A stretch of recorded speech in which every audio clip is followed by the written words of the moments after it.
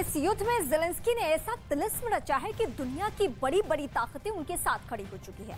America ने Putin को झुकाने के लिए अपनी पूरी ताकत झोंक दी है।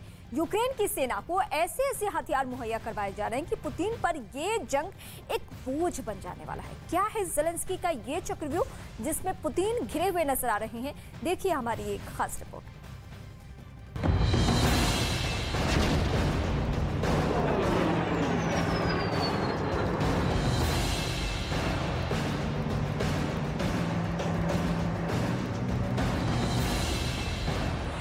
पुतिन की आर्मी पर इतने बम चलेंगे कि सब धुआं धुआं हो जाएंगे।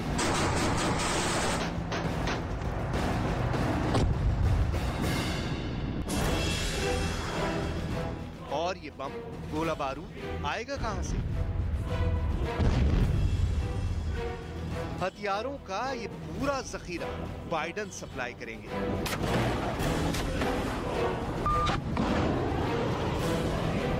यानी कंधा होगा ज़ेलेंस्की का, निशाने पर होंगे पुतिन और बंदूक होगी बाइडेन की।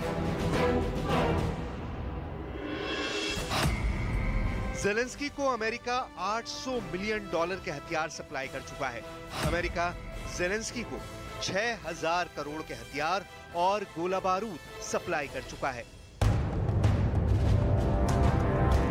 155 mm हावित्जर तोप, Mi-17 helicopters, switch blade drones, stinger missile, javelin missile, radar और हमवीज यानी बख्तरबंद गाड़ियां। हथियारों का ये पूरा जखीरा यूक्रेन पहुंच चुका है और अब एक बार फिर नए सिरे से पुतिन की आर्मी पर ज़ेलेंस्की का कहर टूटने लगेगा।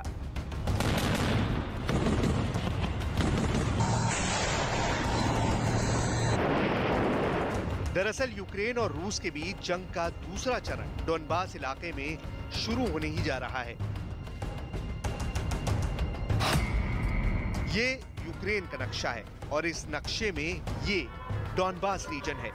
यूक्रेन और रूस के बीच अब यहां पर सबसे भयंकर जंग होने वाली है। लेकिन मुश्किल यह है कि ज़ेलेंस्की के पास अब गोला बारूद खत्म हो रहा है। जैवलिन से लेकर स्टिंगर मिसाइल तक का जखीरा धीरे धीरे खत्म होता जा रहा है।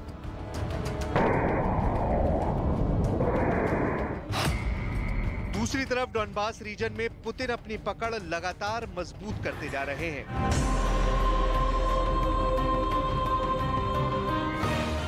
दरअसल ये मारिउपोल शहर जो अब एक खंडर में तब्दील हो चुका है, यूक्रेन के डोनबास रीजन का ही एक अहम इलाका है।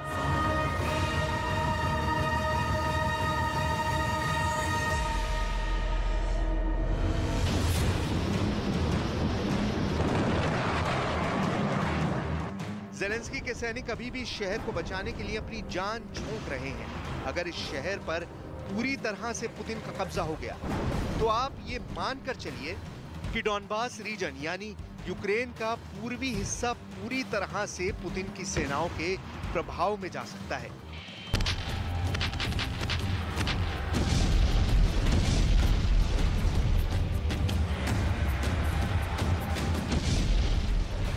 लेकिन ज़ेलेंस्की भी किसी से कम नहीं है और ना ही वो इतनी आसानी से हार मानने वाले हैं। इसलिए कीव की लड़ाई जीतने के बाद ज़ेलेंस्की का पूरा फोकस डोनबास रीजन पर है और डोनबास को फतेह करने के लिए ही ज़ेलेंस्की ने अमेरिका और नेटो से भारी मात्रा में गोला बारूद और हथियार मांगा था और अमेरिका ने लगभग $800 मिलियन के हथियारों को हरी झंडी दे दी है। और इसमें सबसे अहम है ये 155 mm हावित्जर आर्टिलरी गन। ये वीडियो देखिए अमेरिका की इस तोप के पुर्जों को कैसे असेंबल किया जाता है। यूक्रेन के सैनिकों को अमेरिका बाकायदा इन हावित्जर तोपों का इस्तेमाल करने की ट्रेनिंग भी दे रहा है ताकि यूक्रेन के लड़ाके दुश्मन रूस पर अचूक निशाना लगा सके।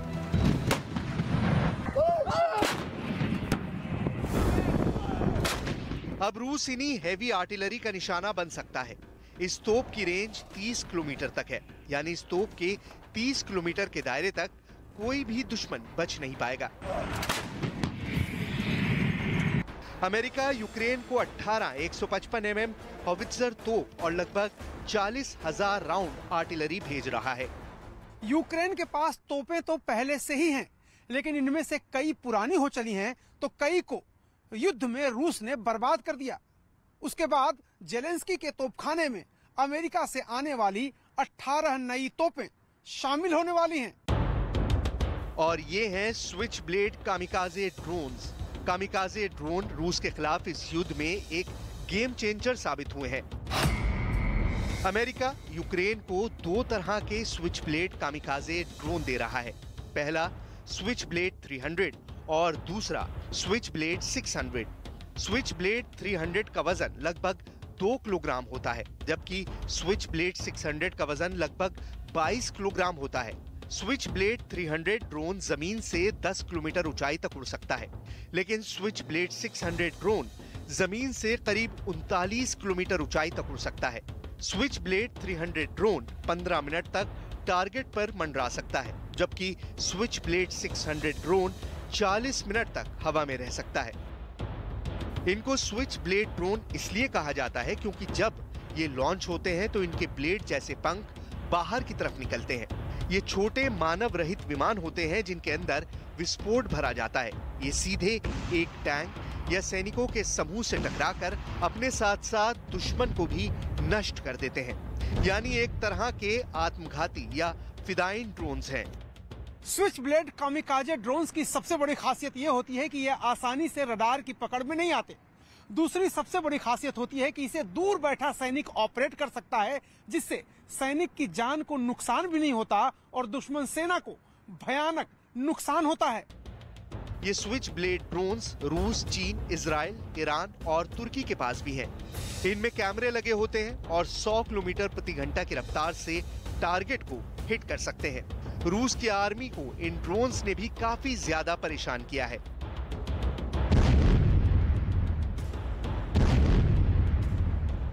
अमेरिका यूक्रेन को एक और नायाब हथियार दे रहा है।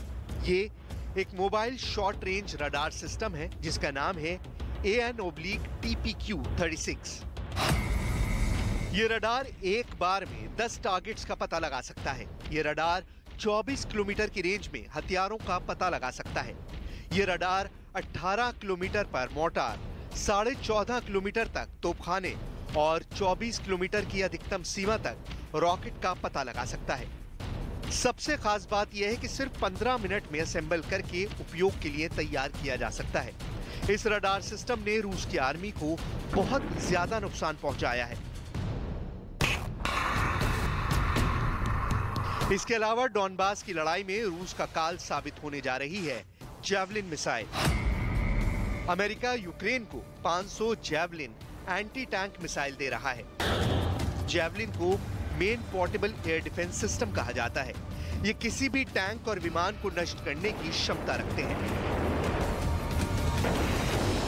इस तरह की मिसाइलों का इस्तेमाल Bharat, Pakistan, Germany, Britain, Turkey और इसराइल भी करते हैं।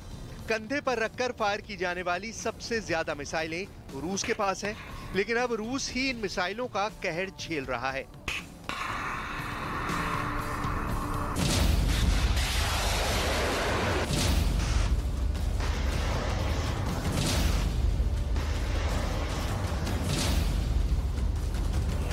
इन मिसाइलों का इस्तेमाल विमान, हेलीकॉप्टर या टैंकों को नष्ट करने में किया जाता है। यह 8 किलोमीटर की रेंज में और जमीन से 4.5 किलोमीटर ऊंचाई तक टारगेट को हिट कर सकते हैं।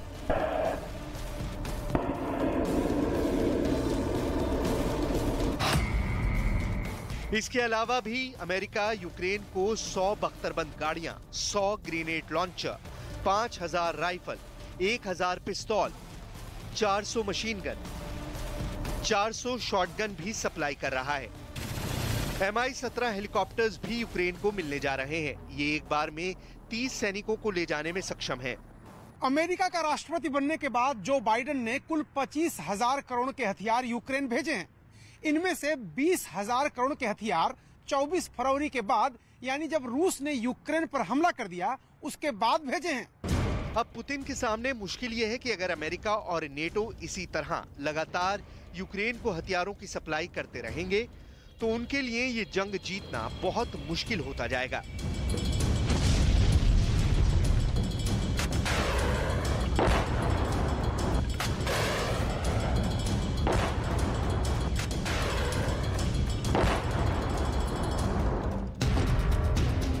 इसलिए पुतिन के बारे में ये कहा जा रहा है कि वो यूक्रेन और पोलैंड की सीमा पर मौजूद उन ठिकानों पर हमला कर सकते हैं या फिर कब्जा भी कर सकते हैं जहां से पोलैंड के रास्ते यूक्रेन को हथियारों की सप्लाई हो रही है।